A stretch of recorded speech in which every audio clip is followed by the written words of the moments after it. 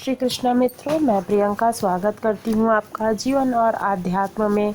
कैसे हैं आप सब मित्रों? मैं आप लोगों के लिए नई नई कहानियाँ लेके आती रहती हूँ और कर्म से रिलेटेड कहानी तो मैं कई सारी ला चुकी हूँ। आज फिर मैं आप लोगों के लिए कर्म की एक कहानी लेके आई हूँ कि आप जैसा ही कर्म करोगे वैसा ही आपको फल मिलेगा। तो चलिए कहानी सुनते हैं। पहले किसी गांव में एक आदमी रहता था। उसकी जो पत्नी थी वो मर गई थी।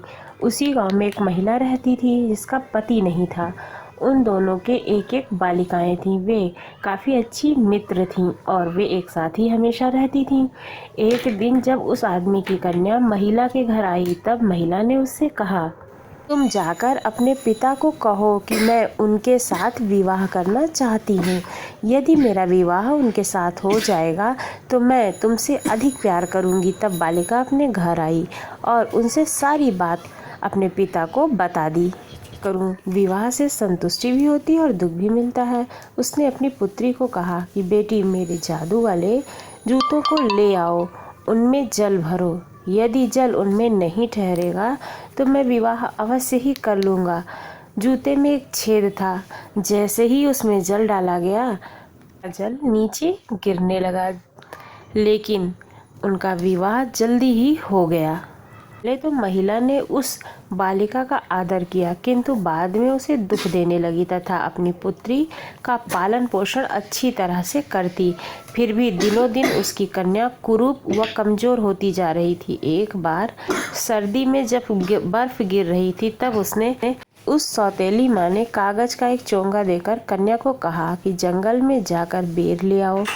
कन्या ने कहा, इस भयंकर सर्दी में बेर कहाँ मिलेगी? उसने फटकारती हुई बोली। सौतेली माँ यूँ कहने लगी कि हे निर्लज्जे, जब तक तुम बेर नहीं लेकर आओगी तब तक इस घर के दरवाजे तुम्हारे लिए बंद रहेंगे। रोती हुई बालिका वन की ओर चल पड़ी। वन में घूमते हुए उसने एक झोपड़ी देखी। वहाँ 3 बौने सिगड़ी ताप रहे थे। सिगड़ी यानी कि जो ठंडियों में तापा जाता है वो। जब वहाँ बैठकर वह कन्या भोजन करने लगी तो वह सफ़ेद मूँछों वाले बौने ने कहा, हमारे लिए भी कुछ भोजन दो। उन चारों ने अच्छी प्रकार बांटकर भोजन किया। सफ़ेद मूँछों वाले बौने ने कहा कि तुम इस भयंकर शीत में कैसे आई हो? उसने सारा वृतांत कह सुनाया। बौने ने कहा, तुम झाड़ू लेकर झोपड़ी को साफ करो, हम तुम्हारे लिए बेर लेके आएंगे।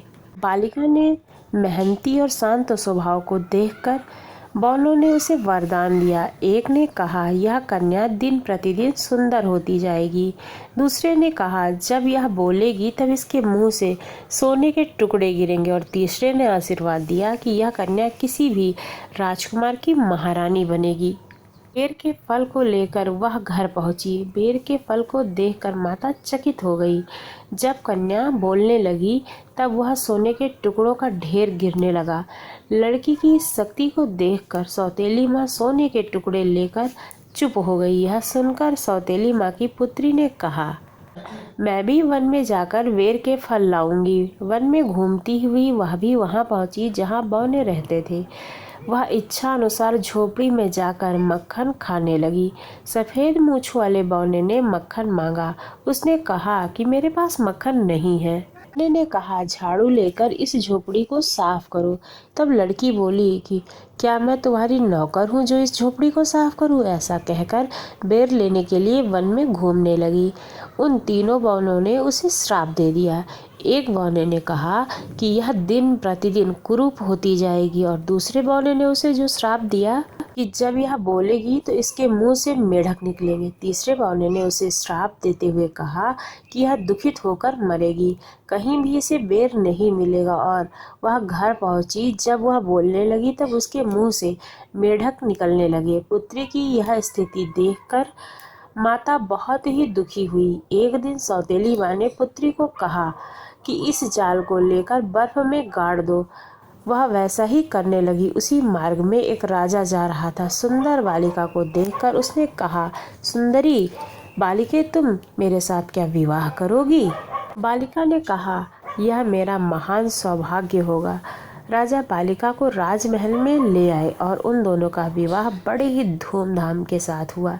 1 वर्ष बाद उनके एक पुत्री को जन्म दिया। जब सौतेली माँ ने सुना कि वह कन्या महारानी बन चुकी है, तब ईर्ष्या से अपनी लड़की के साथ राजभवन गई तथा कहने लगी, हे पुत्री, तुम मुझसे सलाह लिए बिना ही यहाँ चली आई थी। बालिका ने सौतेली माँ का सत्कार किया, परंतु दूसरे दिन जब राजा नगर के बाहर गया हुआ था, तब उन दोनों ने उस लड़की को पकड़ा, राजमहल के समीप ही नदी में डाल दिया तथा अपनी लड़की को उसके स्थान पर सुला दिया।